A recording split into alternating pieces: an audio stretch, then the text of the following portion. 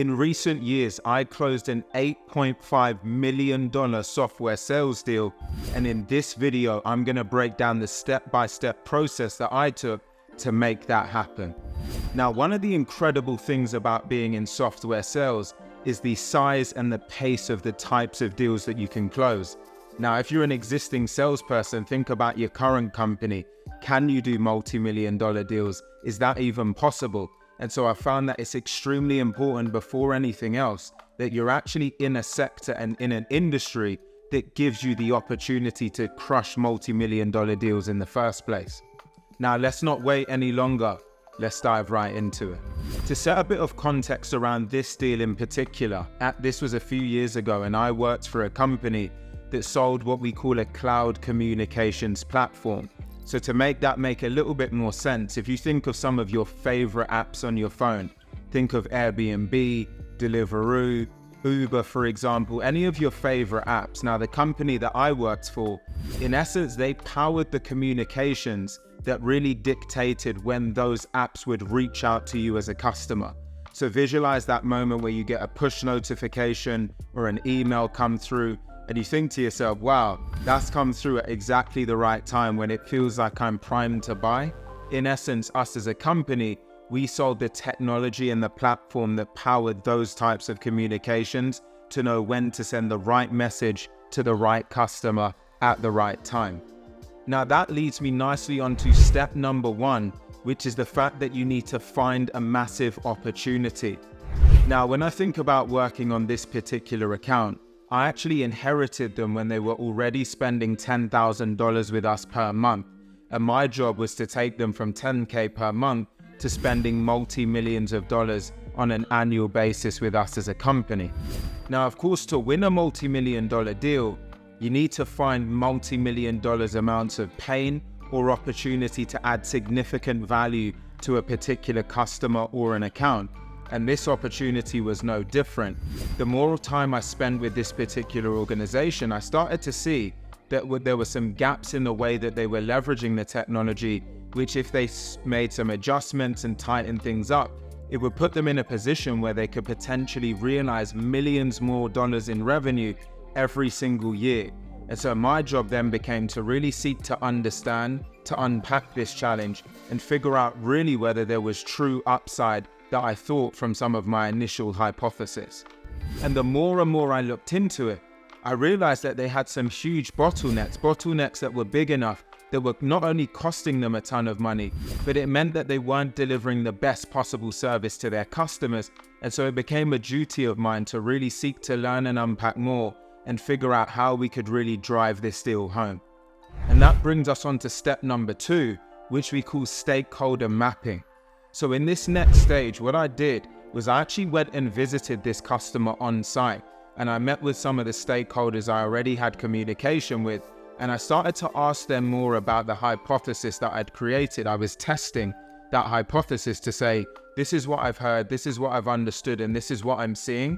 Is this true? Can you also see the same type of upside and some of the same challenges that I'm seeing?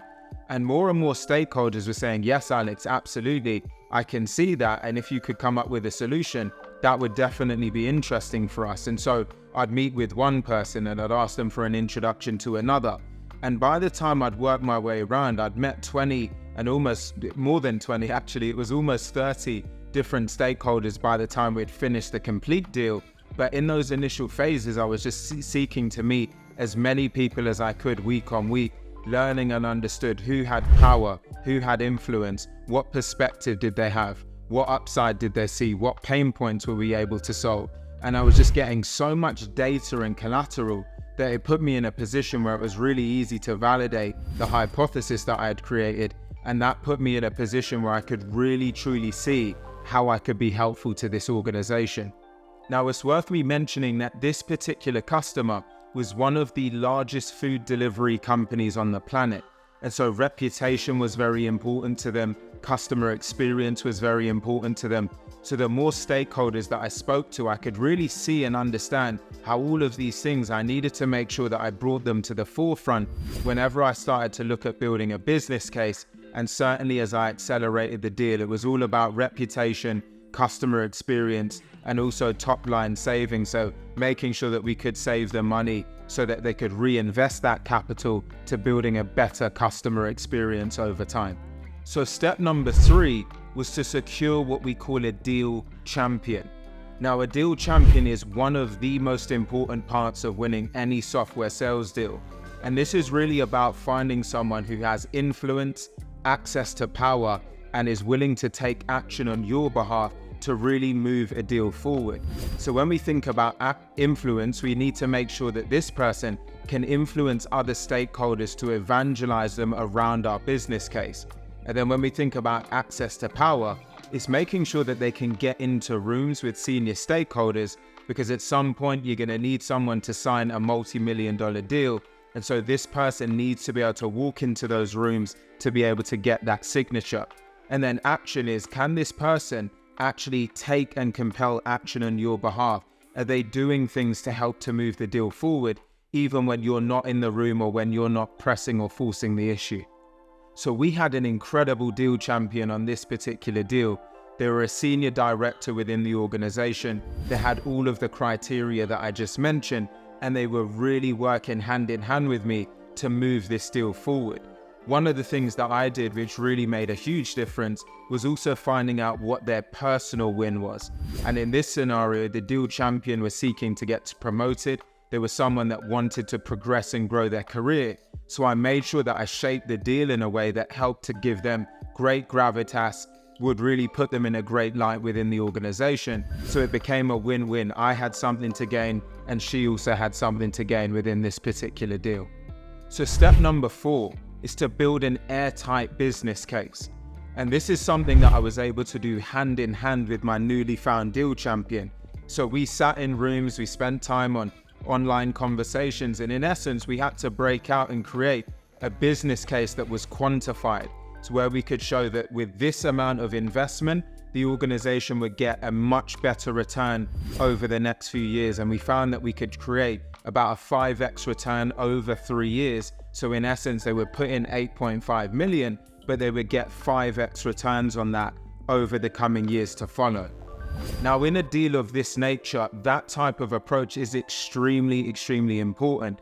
When you're trying to ask for significant sums of capital, you need to be able to demonstrate how there's a clear return on investment for that customer, and that can help to make the whole thing a no-brainer. The other component that we did is we spent a lot of time learning and understanding more about the vision that the CEO and the C-suite had for the organization. We could see that they wanted to grow into other markets, they wanted to grow internationally, they wanted to grow their headcount and also their top line revenue. So we had to look at how we could make sure that our business case also fed into the vision that the C-suite had for their company over the years to come. And by bringing together an airtight business case with also vision mapping and piecing those two areas together, you create a pretty transformational business case, which becomes much easier for the C-suite to understand and to get aligned with. And just to be clear, when I'm talking about the C-suite, we're talking about people like the CEO, Chief Executive Officer, the CTO, the Chief Technology Officer, the CFO, the Chief Financial Officer. In other words, the people responsible for either budget or ultimately making the decision to go ahead with technology of this nature. So in step number 5, we like to call it remove obstacles. And this is really where we're looking at what are the potential blockers that are going to stop us winning the deal, and how do we get ahead of them? So I sat with my deal champion, and really we focus on answering 3 core questions, which we call the 3 whys. It's a pretty common term within software sales. And that stands for why do anything? So why should this customer change at all in any way? Why should they move away from their current state? Why should they change now? So why do they need to act right now? Why can't this wait for another year or 2? And why us? Why us as a business? Why are we uniquely positioned to solve against this for this particular customer? Why are we the only company that can take them from their current state to this new future state? And when you go through the process of answering these 3 whys, it puts you in a position where you can see gaps in your deal. Because when you think about that, why should this company do anything? You start to understand actually what are the reasons that they don't need to act, or what are the reasons they don't need to act right now, or even Are there gaps in the reason why we're the only company that are uniquely positioned to solve this thing?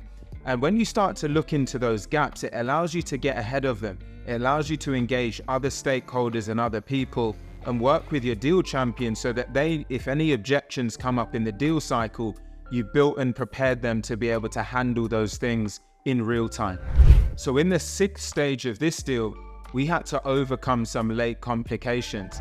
And one of the main challenges was the company in question here, they actually hired what we call a procurement specialist. So they hired someone specifically to scrutinize this deal. So we had to sit in a boardroom meeting, myself, my deal champion, and this procurement lead. And the procurement lead just came at us like a train, scrutinizing the deal, challenging our numbers, challenging the business case. And this was where the power of having a deal champion became so invaluable, because really the deal champion led the meeting. She was coming back explaining to this procurement lead why they needed to act, how this would make a difference for their organization. And she was coming from the perspective of being on the inside. So it wasn't me as the salesperson having to push this through. It was the deal champion really leveraging her personal win and everything that we've built together, the business case covering the 3 whys. And then she was able to convince the procurement lead of the importance of this deal and why they needed to act right now. So the final step number 7, was ultimately getting the deal closed. So we engaged with their legal team, we got the paperwork drafted, and then we sent the contract to the chief financial officer to get it signed off. And this was a really delicate situation because it was the last day of the financial year. Now, for anyone that's already in sales, you will know this is one of the most extreme days of the year for any salesperson. This is where you need to get your final deals over the line, because anything you don't get over the line at that time, it means you can't reconcile that revenue within the current year, and it's then going to go into next year. Now, we sent the contract out and it didn't get signed instantly, to the point where I ended up actually having to go to bed and the contract didn't get signed. So as a business, we thought that we lost the deal. We thought it didn't happen. Not that we actually lost it, but we thought it's not going to happen in the current financial year, and that meant we were going to miss some pretty extreme targets. Now, one of the fortunate things was I worked for a company that was headquartered in San Francisco. So what that meant was the fact that we had an 8-hour time zone difference, which meant that even though when I went to bed, as long as the contract was signed by 8 a.m. the next morning, we could still reconcile that revenue within the previous financial year. And I remember I woke up at 5:30 a.m. I had about 30 notifications on my phone because they had signed the contract, but I hadn't processed it within our CRM. And our CRM is where we log all of our activity. And without me actually closing the deal in the CRM, it meant that we couldn't recognize the revenue. And so thankfully I was up at 5:30, opened the laptop, managed to move the deal into the close 1 stage, and we got the deal done. It was the biggest deal of my career at the time, biggest deal in Europe, Middle East or Africa for the company that I worked for. And it truly set the standard for what it took to take a company from low spend to being an absolutely transformative deal that really put us on the map, and certainly put my career on the map too. Now, executing deals of this nature requires skill, it requires a level of sales mastery, and it certainly took me some time to get to a level of skill and competence to win a deal of this nature and bring it over the line. And so if you'd like to learn and understand more about what it takes to win multi-7-figure deals, multi-6-figure deals, deals that pay you the big commission checks, then you should absolutely look into joining our program called The Transition, where we take existing salespeople, we transition them into a multi-6-figure career in software sales. And so what I've done is I've left a link in the description box below where you can schedule a call with myself and my team. We'll walk you through the blueprint, talk to you more about how the program works and how we do things like deal clinics, just like what I've spoken about now, so that you can understand the true DNA to get a deal moved through all of the sales stages and won with consistency. I'd love to learn more about your story and share more about what we're doing on the inside. We're having a great time and driving some incredible results. So again, if that's of interest, check the link in the description box below, and I'd love to have that conversation with you on the other side. Now, I hope that you've enjoyed this video. If you did, I will have some options of some other videos pop up on screen right now. Please do check them out, as they'll all be similar making sure that it drives you along, helping you to become a more advanced sales professional and telling you more about the software sales space. Please also take a moment to like this video, comment, share, and subscribe to make sure that you don't miss out on any future videos that we record.